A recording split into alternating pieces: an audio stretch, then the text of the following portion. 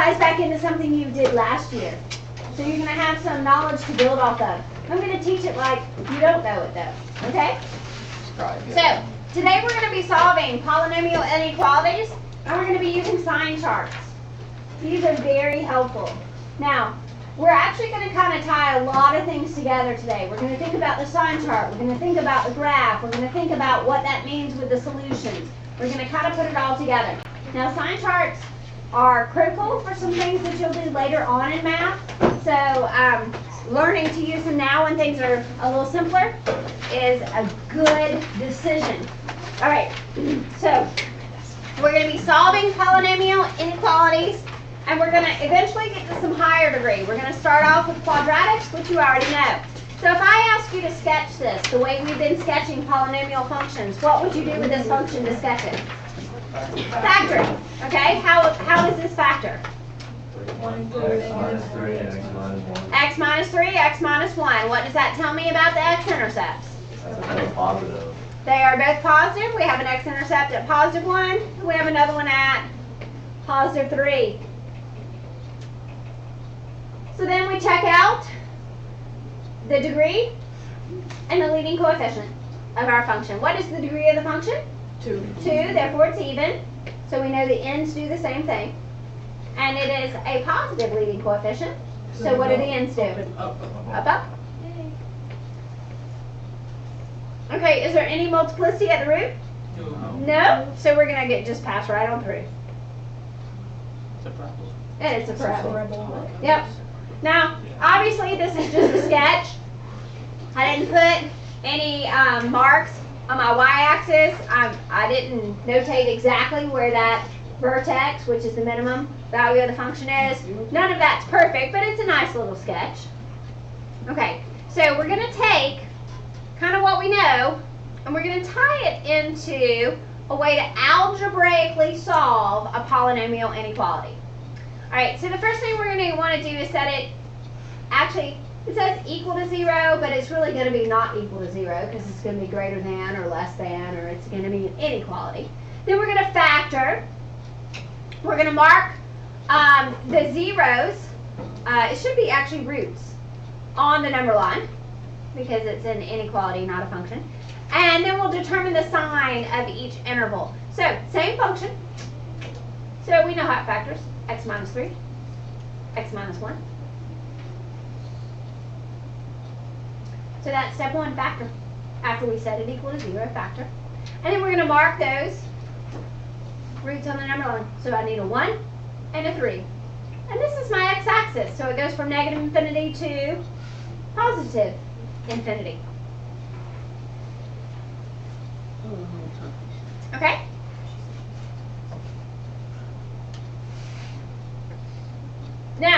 Now we're going to determine the sign of each interval. Is the interval positive? Is the interval negative? So our first interval is from negative infinity to 1. Positive. Okay? So what we would do is we would pick a number, say 0. 0 lies in this interval, and we'll plug it in. If I plug it into the factored form, I get a negative number times a negative number. A negative number times a negative number is a positive number. Okay? Then I'm going to choose a number that falls within this interval from 1 to 3. Let's pick 2. If I plug in 2, I get a negative times a positive. And do you see how I really don't care what the number is? I only care about the sign. Even though I know when I plug in 2 it's negative 1, I don't care that it's 1. I care that it's negative. So a negative times a positive is a negative. Now I pick a number that lies in this interval, 7,000. Okay, I get a positive times a positive, and a positive times a positive is a positive. You can pick any number you want. I chose 7,000 that time. You can choose 4, you know, whatever number you want, as long as it lies in that interval. Okay, now the last step is to look at our inequality. This is greater than or equal to 0. Greater than or equal to 0 is where it's positive or it equals 0. Looking at this sign chart, where is it positive? From negative infinity to 1. And because it can equal 0, we would include the 1. And then it's positive again from 3 to infinity. Now, let's tie this back with the idea of the graph. We ask where it is positive. If we look at our graph, do you see that it is positive from negative infinity to 1 and then from 3 to infinity? That's where it's positive. Okay? So these tie together. Whether I do it algebraically with a sign chart or I think about the graph, they have the same meaning. All right. Now the sign chart becomes more and more helpful as our functions become more complex. When my functions start getting higher degrees, and I might have some irrational roots, and I might have some complex solutions, then the sign chart is really helpful. All right, if I took the same exact thing, but I only changed it to greater than 0, how would that change my solution? It would be, like, wouldn't it be cut, well, it's, 0 wouldn't be. no, 1 wouldn't be 1 and 3 wouldn't be. Right, we couldn't include the 1 and we can't include the 3, so those brackets need to change to parentheses. That would be the solution to that inequality. Now what if this had been less than or equal to 0? That means where it's negative. Where was it negative? From 1 to 3.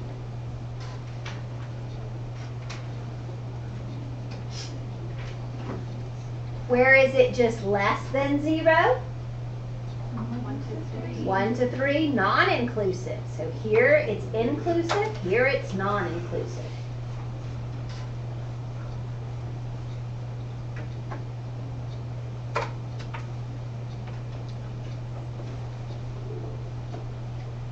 What ninth graders did y'all do this last year? We didn't do this, but we got close to doing this. Okay.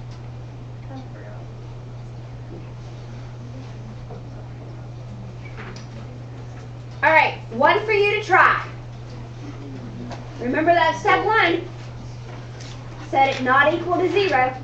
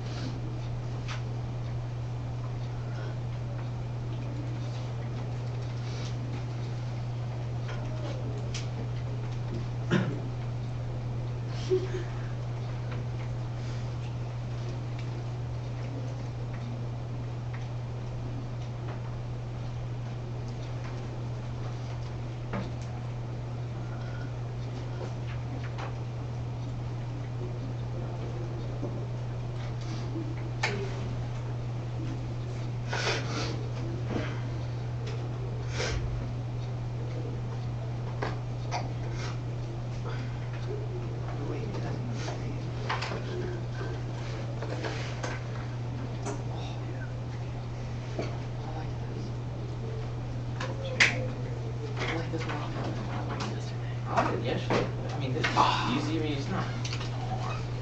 No, it's yesterday was I like yesterday's.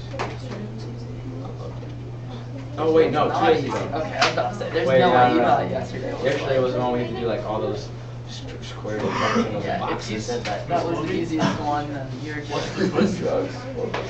The twist comes when we start doing higher degree polynomial functions. So, quadratics you actually did last year. Now, you may not have solved them using sign charts. You may have really just thought about them in terms of their graph, which I kind of superimposed over this one. So if we thought about this graph, it looks like that. So we can tell where the function actually drops below that x-axis, which is where the function would have a negative value. So that's where it would be less than or equal to 0. Okay, so let's look at some higher degree polynomial functions. The exact same idea, but there's a little more work to it. Okay, so we would factor it, and our goal is to get to that complete linear factorization. So on this one, when I pull out the x, I'm left with x squared minus 2, which is not the complete linear factorization. So I need to think about this x squared minus 2. How can I get it there? Well, it doesn't factor over the set of integers. So I would have to move that 2 over, take the square root of both sides, and we get plus or minus root 2. So the complete linear factorization in this case is going to involve some irrational roots. That should be plus. Okay, now square root of 2 lies somewhere between the square root of 4 and the square root of 1. Right? So it's somewhere between 1 and 2. It's actually 1.41. That'll be one that you eventually kind of memorize. So square root of 2 is about 1.41. So let's mark those roots. I got a positive, I got a negative, and then I need to think about the signs. Okay, so I got to pick a number that lies within this interval, -5. If I do -5, I get a negative times a negative times a negative. And a negative times a negative times a negative is a negative. Okay, here I could do like -1. Okay, so if I did -1, I'd get a negative there. I'd get a negative there. But -1 plus 1.4 would make it positive there. So a negative times a negative times a positive is positive. Now, let's try +1. I'd get a positive times a negative times a positive. Negative. And then another number. 5. 3. Yes, all those work. I get a positive times a positive times a positive, which is positive. Now, if we kind of superimpose the graph over this, it's cubic. It's a positive leading coefficient, so it's going to fall to the left. It's going to rise to the right. It's going to pass, pass, pass. Do you see it? Do you see the negative? Do you see the positive? Do you see the negative? Do you see the positive? Okay, so it all kind of ties together. Everything we've learned. All right, the solution to this one. Where is this one positive? Not equal to 0, but positive. Well, that would be from negative root 2 to 0, union with root 2 to infinity. Beautiful. That's where that inequality is possible. Okay. All right. Here's a tiny twist. You can factor this. You can. Oh yeah, the fourth is usually with the. Yeah. You want to use grouping? Yeah. Use grouping. Yeah, you can. I like it. Me too.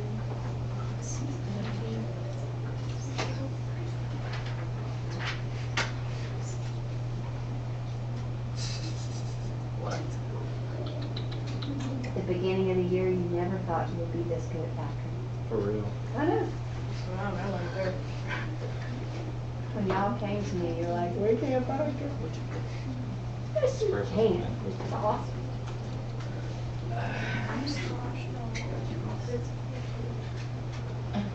Yeah, keep going.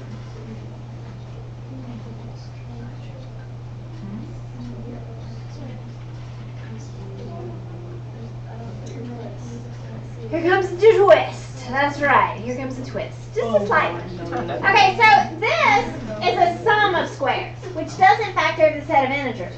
But we're okay with that. Just move the one over. Take the square root.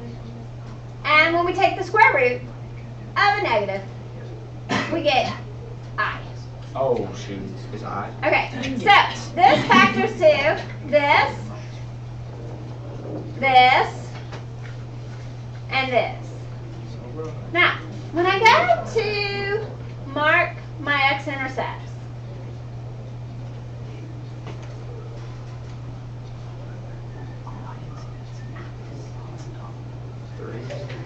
can we mark those imaginary ones on a real number line? No. So you do the So the only one that counts is -3. Oh, no. Now, because imaginaries are a little more difficult, when I plug in, I'm going back up to this line, guys. So if I plug in -10, say, because -10 is in this interval, I get a negative, and -10 squared makes this a positive, and a negative times a positive is a negative. And then over here, I can plug in like 27, and I get a positive times a positive, How did she do that?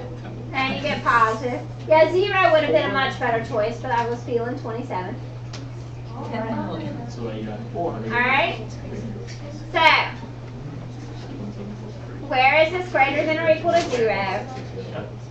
From -3 to infinity.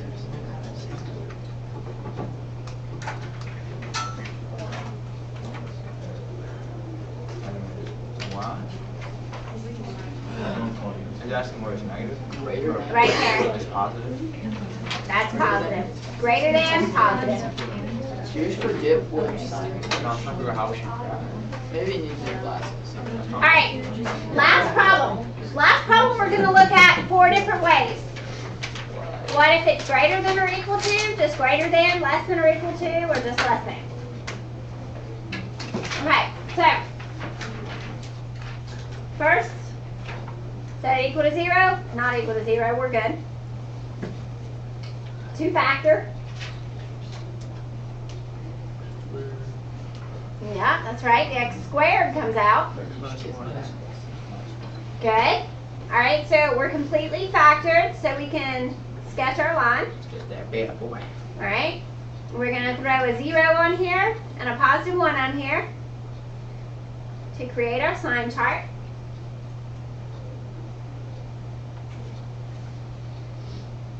Plug in -1, -1. good choice. -1 squared is positive.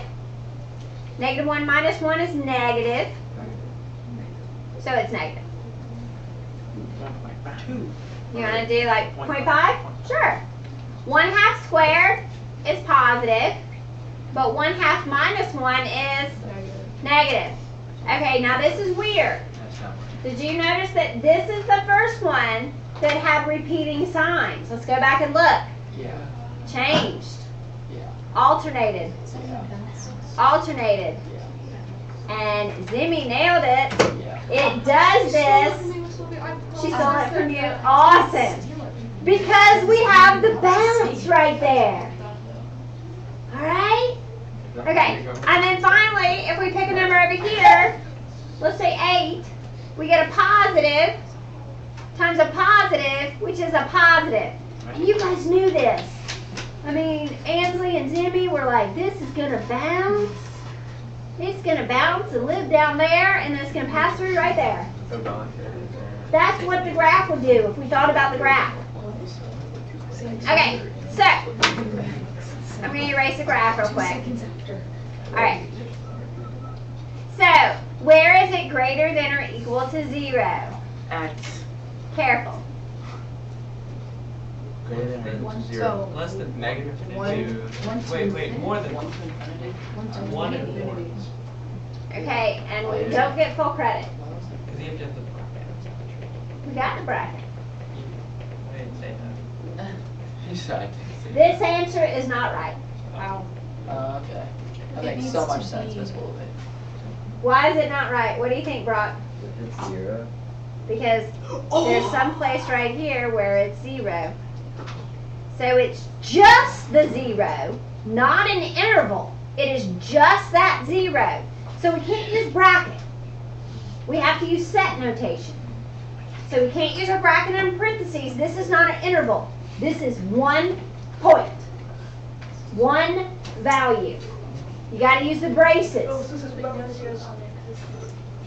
Okay? Wow. Because right here, that function that we drew a second ago is also 0. Right? Okay. Where is it greater than 0? Now greater than 0 is just 1 to infinity. That one's easier. Less than. Less than 0. Put it in roots. Actually, less than or equal to 0 first. What do you think? Put it in those squiggly lines. The zero. It's going to be negative infinity all the way up to 1. It is less than or equal to 0 from here to forever this way. Do you guys see that? Do you see that? Because of the equal to, we don't have to skip the 0. But this one we do. Because there's no equal to. So this one is from negative infinity to 0, skipping the 0, and then from 0 to 1. But we cannot include the 0 here, because it doesn't say equal to. Okay, so your homework is just the front of the worksheet, just the front. The back we're going to talk about tomorrow. And tomorrow I'll go ahead and give you your review for your test on Tuesday. Just the front of the room. Hold on.